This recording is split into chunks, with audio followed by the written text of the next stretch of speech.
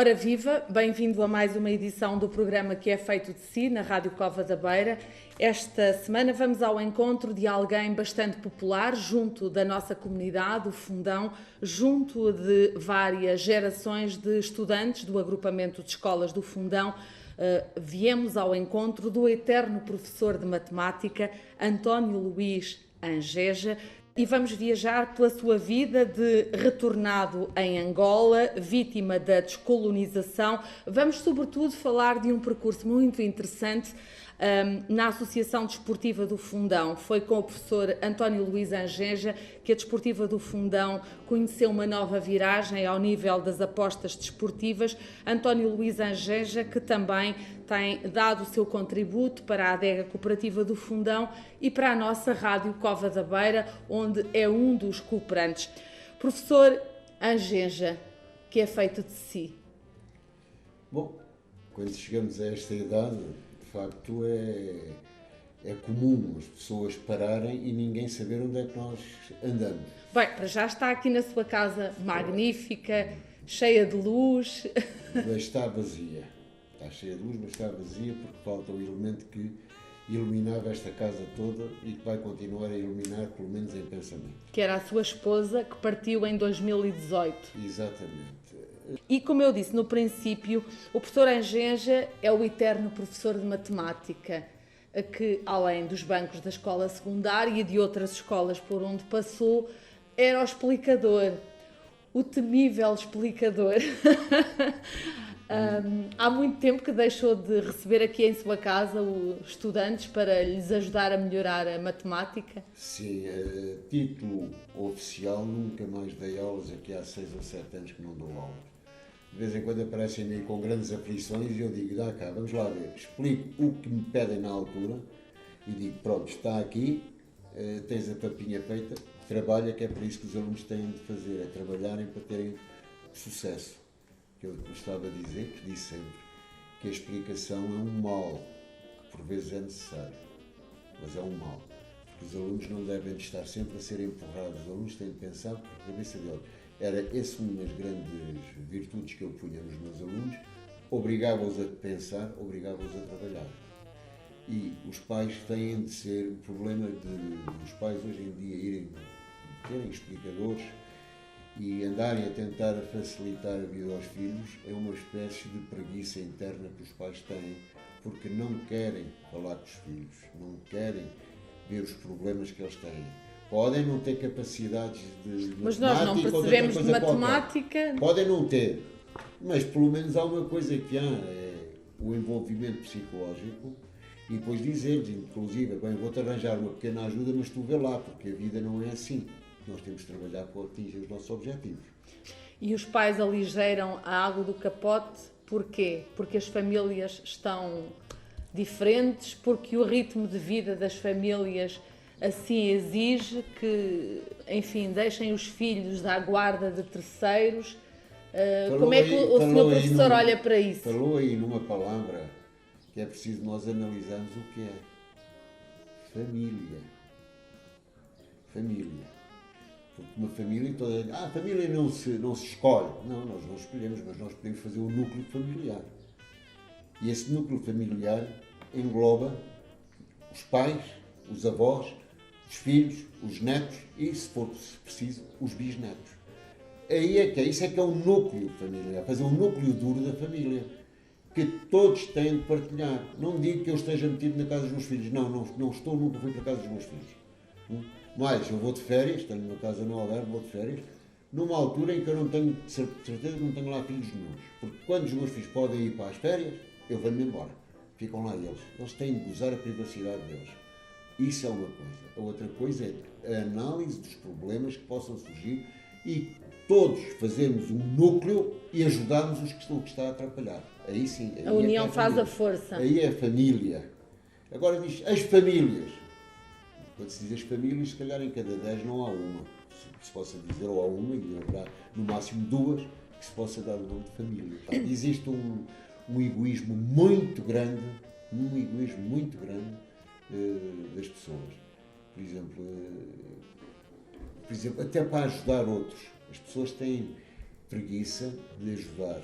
eu digo preguiça, porque dar 5 ou 10 euros por mês a uma instituição, pronto, porque é que eu hei de todos os dias ir comer um bolo se com esse dinheiro posso pôr miúdos a comerem pão?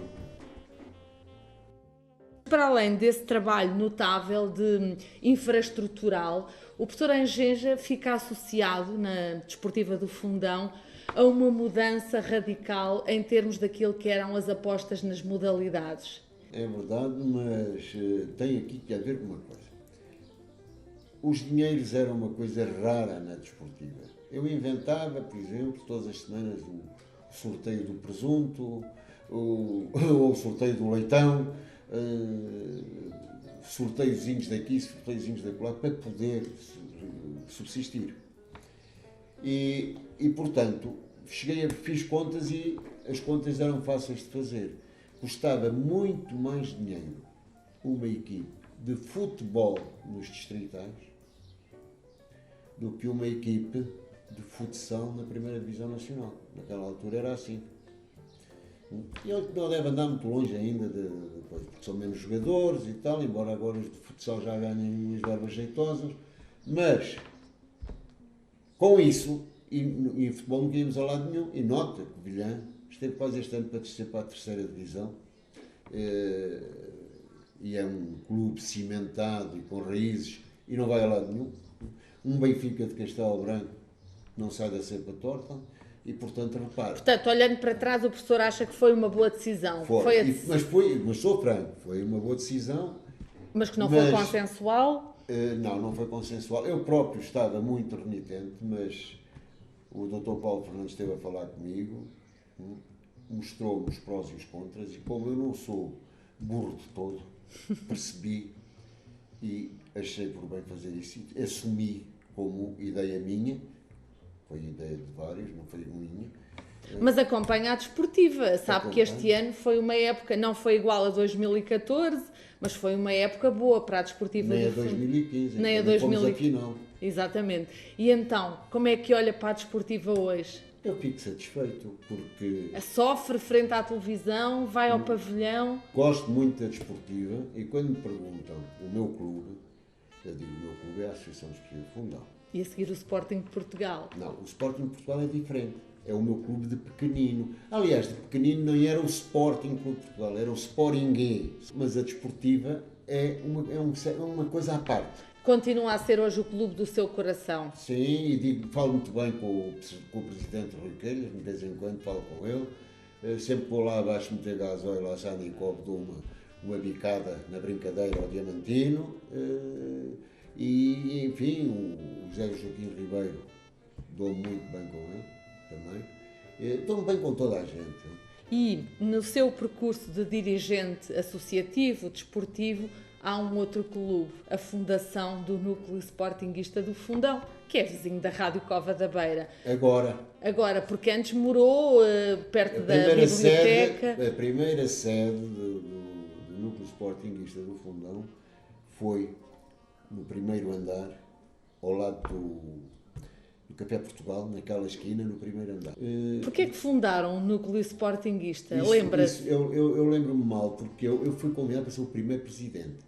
Não fiquei aquele núcleo, porque havia um senhor, que era um senhor, o nome dele era assim muito forte, ele começou a falar e tal, e fizeram um núcleo duro para fazer isto, e depois convidaram-me a mim para ser o primeiro presidente. Geralmente quando é preciso trabalhar e organizar, convidam-me logo a mim. Estabelecer pontos, não é? De maneira que foi por isso que eu fui para aí. Sou fundador de outro núcleo. Que é o dos automóveis antigos. Como é que olha para o Sporting de Clube de Portugal? E as polémicas, e os Brunos de Carvalho, e a coragem do atual presidente? Falou em Bruno Carvalho, quem é esse senhor? A primeira pergunta que se faz é essa: quem é esse senhor? Não sei. Eu acho que foi um indivíduo oportunista que apareceu. Por um lado, no primeiro mandato, deu um grande safanão nas coisas. No sistema. Mas depois, eu suponho que deve haver alguma bipolaridade ali e, portanto, depois estragou tudo. O Varandas é um homem muito sério, muito honesto, ainda é muito ingênuo no dirigismo desportivo, mas que é uma pessoa Mas, séria e que é metódica e que diz, mas marcou um rumo e o Sporting veio.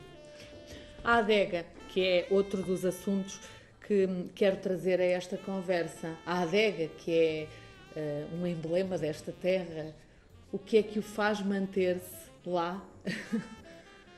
Sabe uma coisa, eu sou um indivíduo que quando me meto numa coisa, para sair ou desistir, é preciso muita coisa.